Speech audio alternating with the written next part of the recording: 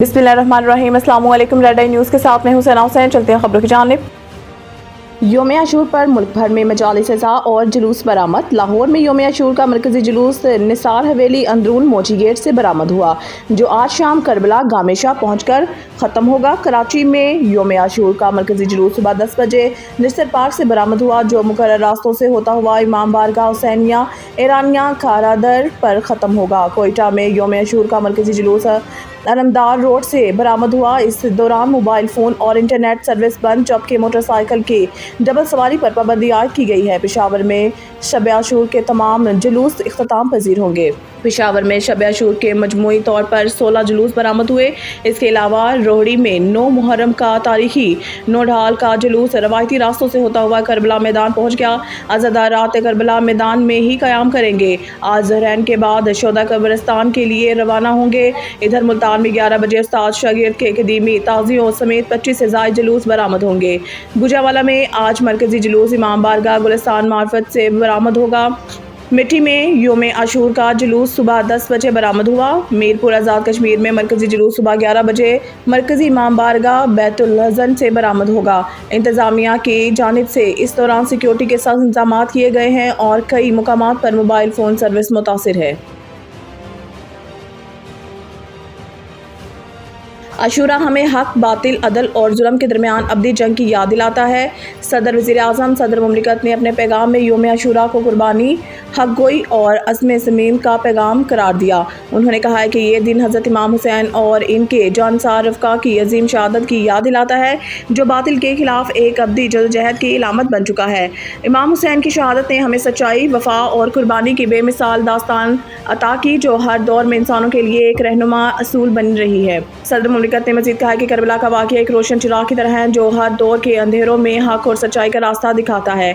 इमाम हुसैन का पैगाम आज भी जिंदा है और ये हमें सिखाता है कि जुल्म जबर के सामने ना झुकने और रसूलों पर डटे रहने का किस कदर ज़रूरी है। वज़ीर आज़म ने यौम आशूरा को तारीख़ी इस्लाम का एक अहम और सबक आमूज़ दिन करार दिया है। उन्होंने कहा है कि 10 मुहर्रम हराम को मैदान करबला में जो मार्का हुआ, वो सिर्फ एक जंग नहीं बल्कि एक दायमी पैगाम है, जो इंसानियत के ज़मीर को हमेशा रोशन करता रहेगा। हज़रत इमाम हुसैन ने अपने ख़ानदान और जानसारों के हमरा सच्चाई, अदल और दीन की सरबुलंदी के लिए अपनी जानों का नजराना पेश किया और बातिल के सामने सर नहीं झुकाया। वज़ीर आज़म ने कहा है कि इमाम हुसैन की शहादत हमें ये सबक देती है कि दीन इस्लाम की असल रूह इंसानी वक़ार, अदल, रहम, असूल पसंदी और हर्रियत में पनाह है। कराची लियारी में इमारत गिरने के बाद रेस्क्यू ऑपरेशन तीसरे रोज़ भी जारी। जाँ बहक अफराद की तादाद 27 हो गई। कराची के इलाके लियारी बगदादी में वाक़या गदा पैलेस को ज़मीन बोस हुए कई घंटे से ज़ायद गुजर गए, लेकिन ऑपरेशन मुकम्मल नहीं किया जा सका। मलबा हटाने के लिए हैवी मशीनरी का इस्तेमाल भी किया जा रहा है, लेकिन मलबे से मजीद लाशें निकलने के खदशे की वजह से रेस्क्यू ऑपरेशन को तेज़ी से नहीं किया जा रहा। रेस्क्यू 1122 ऑफिसर ने निजी न्यूज़ को बताया है कि अब तक 95% मलबा हटाने का काम मुकम्मल हो चुका है। मलबे से 27 लाशें निकाली गई हैं, जिनमें 3 बच्चे, 9 ख़वातीन और 15 मर्द शामिल हैं। मजीद 3 अफराद मलबे तले दबे हुए हैं। ऑपरेशन के दौरान 2 बार भारी रकूम मिली, जो जिम्मेदारों के हवाले कर दी गई। इधर इमारत गिरने के वाक़े में हिंदू महेश्वरी बरादरी से ताल्लुक़ रखने वाले 20 अफराद की मैतों को मुसल्लेन ईदी सर्द खाने में आखिरी रसूमात अदा करने के बाद बल्दिया मुआजकोट महेश्वरी कब्रिस्तान में तदफीन कर दी गई। दूसरी जानिब इमारत गिरने से एतराफ़ की इमारतों को भी नुकसान पहुंचा है। मुतासरा इमारत के एतराफ़ में मौजूद दीगर इमारतों को भी खाली कराकर पुलिस की नफरी ने इलाके को घेरे में लिया है।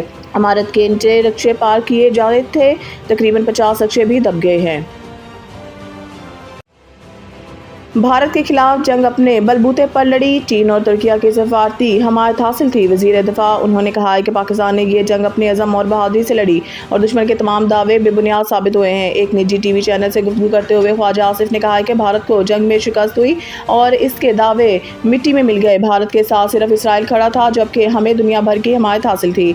भारत की तरफ से किए जाने वाले बयानात महज अपने अवाम को खुश करने के लिए हैं और ये इसकी सफारती شکست کا کھلا ثبوت ہے۔ وزیر دفاع نے مزید کہا ہے کہ ہمیں ترکی اور چین حمایت حاصل تھی، لیکن جنگ ہم نے خود لڑی۔ ہمیں دفاعی ساز و سامان ترکی اور چین سے خریدنے کی آزادی حاصل ہے، لیکن اس کا یہ مطلب نہیں کہ وہ لڑائی میں شامل تھے۔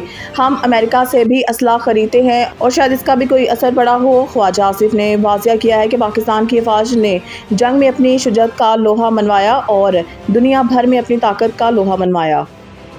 مزید نیوز اپڈیٹ کے لیے دیکھتے رہیے ریڈ آئی نیوز۔